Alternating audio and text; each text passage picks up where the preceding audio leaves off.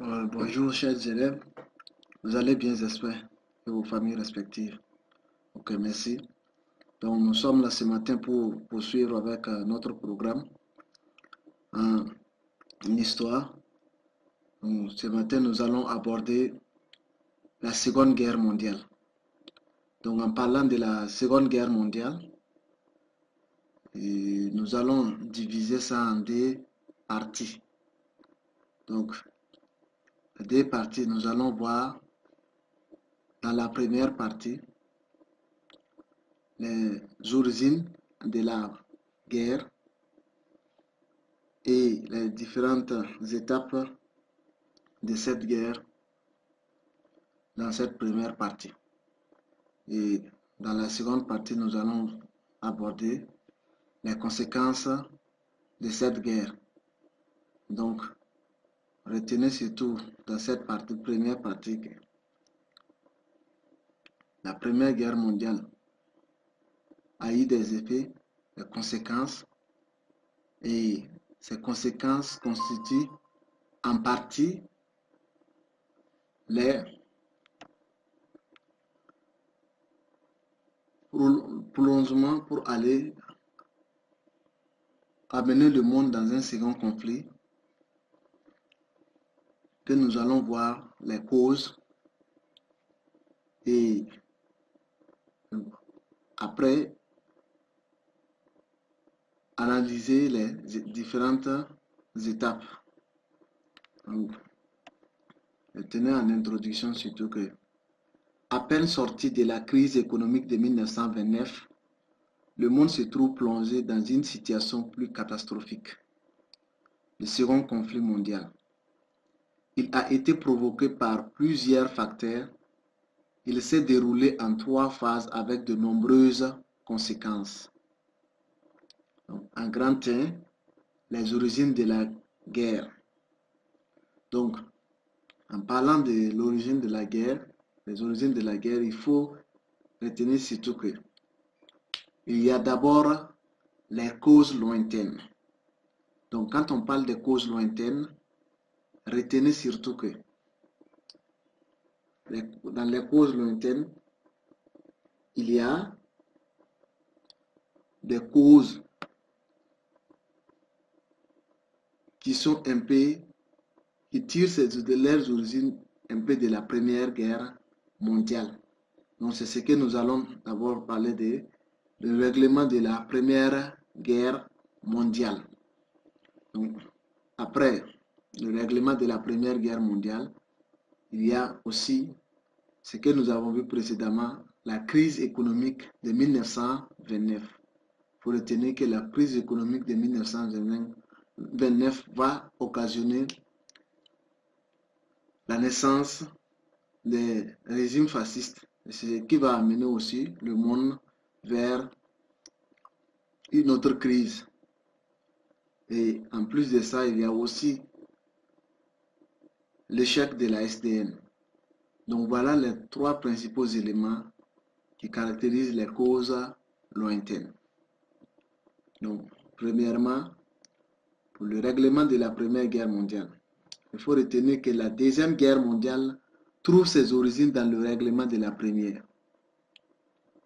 En effet, le traité de Versailles de 1919 avait condamné l'Allemagne comme seul responsable de la guerre. En outre, elle devait payer de lourdes réparations. Elle avait également été dépossédée de ses colonies. Ces mesures avaient suscité des désirs de revanche et de reconquête chez les peuples allemands.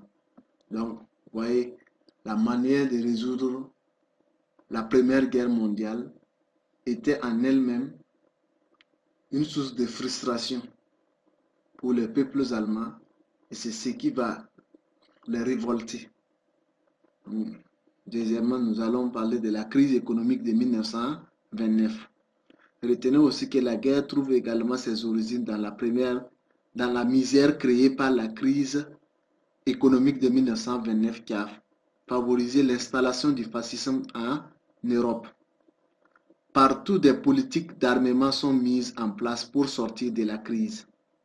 En outre, ces régimes fascistes se sont illustrés à travers des agressions et des expansions territoriales contribuant ainsi à menacer la paix mondiale. L'invasion de l'Italie, de l'Éthiopie, autant pour moi, l'invasion de l'Éthiopie par l'Italie en 1935, l'annexion par l'Allemagne de l'Autriche en 1938 et une partie de la Tchécoslovaquie en 1938, également dans la même année, et la Pologne dernièrement en 1939. Donc voilà, quand les régimes fascistes vont se mettre en place, il y aura des agressions et ce sont ces agressions qui vont occasionner cette guerre. Donc, dernièrement, nous avons l'échec de la SDN. Retenez aussi que la guerre s'explique aussi par l'échec de la SDN. En effet, les pouvoirs de la SDN étaient très limités. En cas de difficulté, elle ne pouvait prendre contre un État récalcitrant, c'est-à-dire un État rebelle, que des décisions de sanctions morales ou économiques. Des décisions que ses membres étaient libres d'appliquer ou non. En outre, l'absence des États-Unis de la SDN limitait son action. Donc voilà autant de raisons qui vont amener le monde vers ce second conflit. Donc, après les causes lointaines, nous allons aborder maintenant les causes immédiates. Donc, en parlant des causes immédiates de la Seconde Guerre mondiale, il faut surtout retenir que, après avoir annexé l'Autriche et la Tchécoslovaquie en 1938, Hitler se tourna vers la Pologne qui résista. L'armée allemande, la Wehrmacht, l'armée allemande est appelée la Wehrmacht, envahit la Pologne dès le 1er septembre 1939. La Grande-Bretagne et la France, les alliés de la Pologne, déclarèrent la guerre à l'Allemagne le 3 septembre 1939. C'est le début de la Seconde Guerre mondiale. Donc, on a vu comment la guerre est arrivée.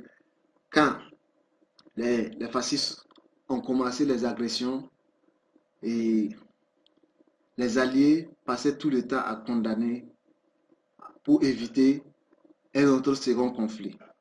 Mais suite à l'entêtement des régimes fascistes, précisément le régime nazi de l'Allemagne, dirigé par Hitler, les Alliés vont se rendre compte que ces derniers, les intimidations ne pouvaient pas l'arrêter.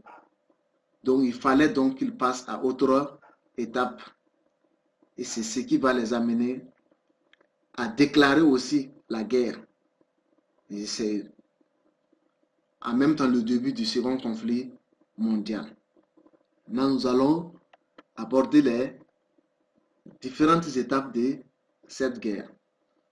D'abord, il faut retenir, quand on parle des étapes de cette guerre, il y a d'abord les camps qui étaient en conflit. Comme dans la Première Guerre mondiale, il y avait des camps qui étaient opposés lors de la Seconde aussi. Et après les camps en conflit, nous allons aborder aussi les fronts, les différents fronts qui ont eu lieu durant la Seconde Guerre mondiale. Et troisièmement, nous allons parler des différentes phases de la guerre. Donc, voilà différents éléments autant pour moi que nous allons aborder dans cette partie. Donc, premièrement, en parlant des camps en conflit, retenez que deux camps se trouvaient face à face. D'abord, l'axe qui était composé de l'Allemagne, l'Italie et du Japon, et les alliés qui étaient le camp des alliés qui regroupait la France, la Grande-Bretagne et la Russie. Donc voilà les trois éléments, les trois camps qui étaient les deux camps plutôt qui étaient en conflit et les différents pays qui composaient ces camps. Maintenant, en parlant des alliés, plus tard, d'autres pays vont rejoindre le camp des alliés comme l'URSS et bien d'autres petites nations. Donc, voilà ce que nous pouvons dire ici.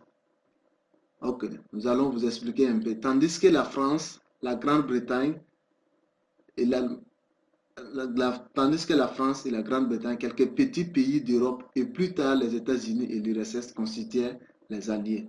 Donc voilà ce que nous étions en train de vous expliquer. Donc, et c'est ça le camp des alliés. Et l'axe, c'est l'Allemagne, l'Italie, le Japon. Ce sont les trois grands pays qui composaient. Maintenant, il y avait aussi quelques pays qui étaient petites nations qui étaient des partenaires. Donc, il est difficile de classer sans confusion un pays belligérant dans l'un des cas. Donc voilà la difficulté. Car les alliances se sont modifiées tout au long du conflit. Donc avec le temps, il y a eu des modifications, mais retenez seulement que ce sont ces deux grands blocs qui étaient en confrontation. Donc, et les grandes puissances qui étaient dans les différents axes que nous venons d'aborder. Maintenant, un petit délai, front. Donc, retenez d'abord que la guerre s'est déroulée sur terre, sur mer, sous mer et dans les airs. Les principaux fronts étaient, d'abord, on a le front occidental, qui était composé, le front occidental, l'Allemagne est opposée à la France et à l'Angleterre. Dans ce front ouest, l'Allemagne était opposée à la France et l'Angleterre. Il y a le front oriental au front est. L'URSS est opposé à l'Axe à partir de 1941. Et ensuite, il y a le front méditerranéen. Les Alliés sont opposés à l'Allemagne et à l'Italie. Il y a le front du Pacifique. Les États-Unis sont opposés au Japon à partir de décembre 1941. Et enfin, il y a le front extrême-orient. La Chine est opposée au Japon. Donc voilà les différents fronts lors de la Seconde Guerre mondiale. Retenez que cette guerre n'était pas comme la première parce que cette guerre s'est déroulée un peu partout. C'est comme ce que nous venons de vous dire. Elle s'est déroulée sur terre, sur mer, sous mer, dans les airs. Parce qu'avec le développement de la technologie, l'aviation était un peu développée, les sous-marins. Donc, c'est ce qui a fait réellement que la guerre a eu aussi d'énormes conséquences. Donc, troisièmement, nous allons parler des principales phases de la guerre. Donc, en parlant des principales phases de la guerre, il faut d'abord retenir qu'au tout début, donc, il y a eu trois phases et la première phase, d'abord, retenez que c'est ce qu'on appelle la grande victoire de l'Axe. C'était en 1939 à 1942. Donc, pour la grande victoire de l'Axe,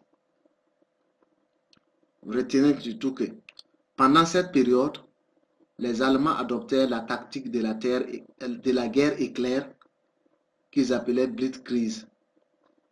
Elle se caractérise par l'utilisation massive de soldats et d'armes, ce qui a permis d'écraser la Pologne le 6 septembre 1939, d'envahir la Belgique, le Luxembourg, les Pays-Bas entre mai et juin 1940. L'Italie entre en guerre en juin 1940. Le 14 juin 1940, les Allemands sont à Paris. Le 18 juin 1940, le général de Gaulle s'enfuit à Londres d'où il lance son appel à la résistance.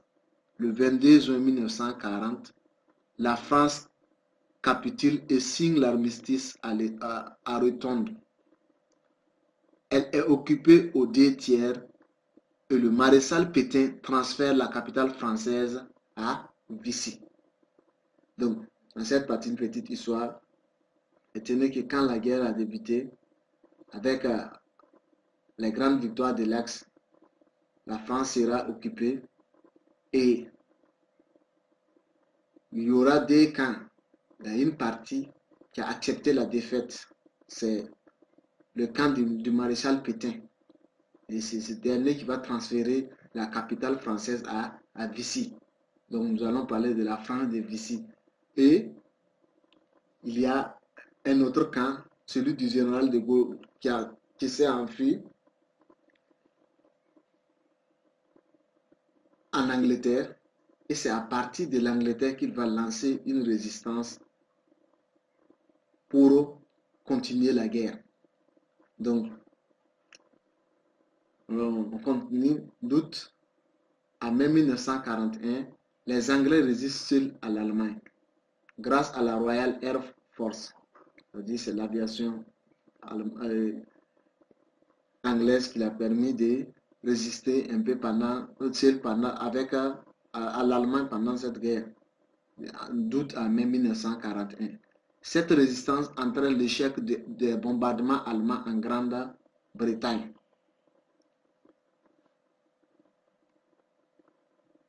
Donc, après la conquête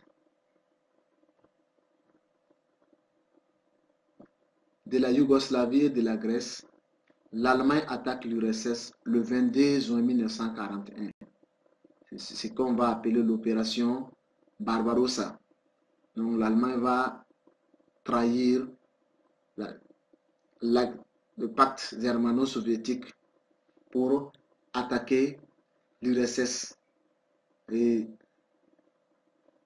cette opération est baptisée le plan Barbarossa, qui a eu lieu le 22 juin 1941.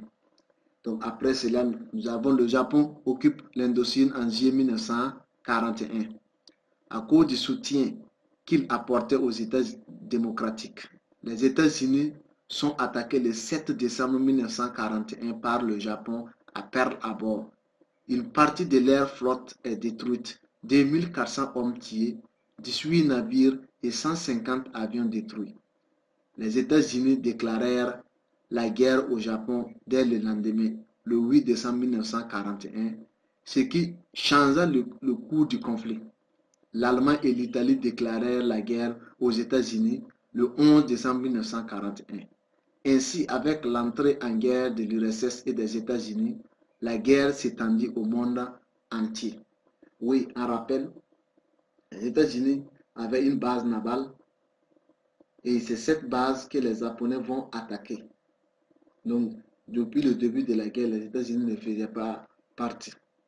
C'est suite à l'attaque de cette base navale que les États-Unis vont s'engager dans cette guerre. Et avec l'attaque de l'URSS aussi, l'URSS va s'engager. Donc, il y a deux grandes puissances qui vont rentrer aux côtés des alliés. C'est ce qui va aussi changer la cour des choses. Donc, merci. Donc, la deuxième phase, il faut retenir qu'elle va de 1942 à 1943. C'est ce que nous allons appeler l'équilibre des forces. Oui, l'équilibre des forces, surtout avec l'entrée en guerre des deux grandes puissances aux côtés des alliés qui étaient menées depuis le début. L'entrée en guerre des États-Unis et de l'URSS permet dans un premier temps d'équilibrer les forces. Les alliés passent à l'offensive, les Allemands enregistrent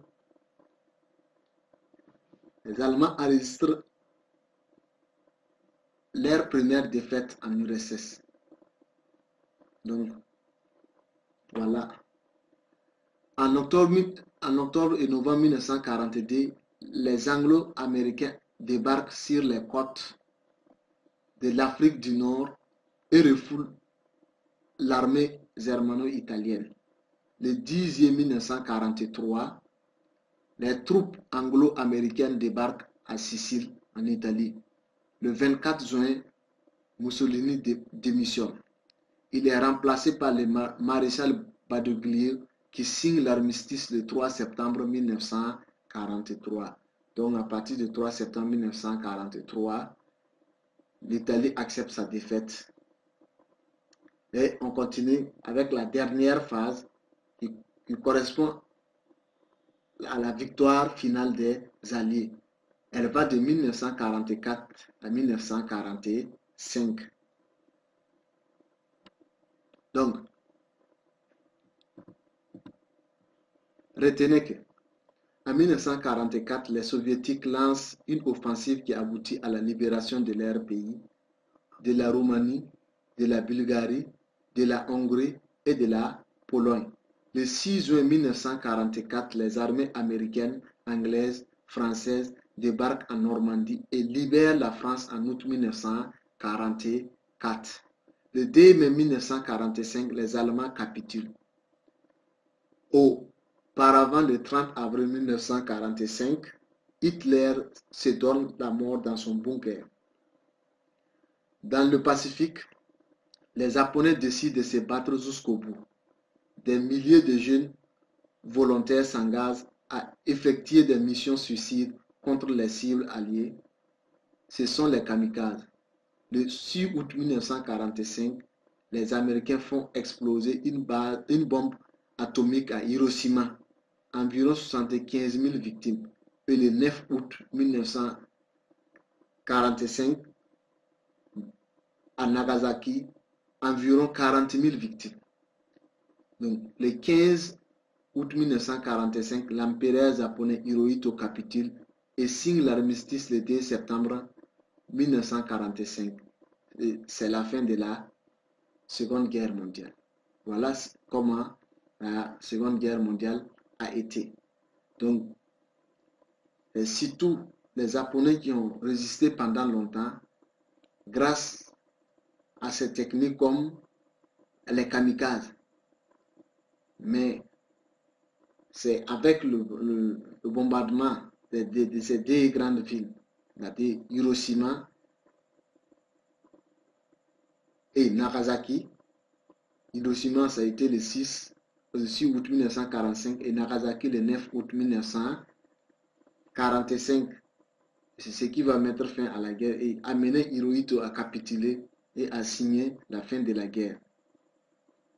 Donc, voilà les différences en résumé. Donc, voilà ce que nous pouvons retenir ici. Il faut d'abord connaître les causes de la Seconde Guerre mondiale. C'est-à-dire il y a les causes lointaines et les causes immédiates. En parlant des causes lointaines, il y a le règlement de la Première Guerre mondiale, il y a la crise économique de 1929 et dernièrement, il y a l'échec de la SDN. Et les causes immédiates, c'est surtout les agressions fascistes. Et dernièrement, avec l'attaque de la Pologne, c'est ce qui va révolter les Alliés et à déclarer la guerre à l'Allemagne. Donc, et les étapes de la guerre, il y a eu, surtout quand on parle du déroulement de la guerre, il faut savoir qu'il y a eu jusqu'à 3 phases. Il y a d'abord la victoire de l'Axe et après, avec l'entrée en guerre des États-Unis et de l'URSS, il y aura l'équilibre des forces entre les deux blocs et dernièrement, à partir de 1944 maintenant, c'est la victoire finale des Alliés. Donc voilà ce que nous pouvons vous dire dans cette première partie. Merci pour votre attention et à la prochaine pour la deuxième partie de notre leçon.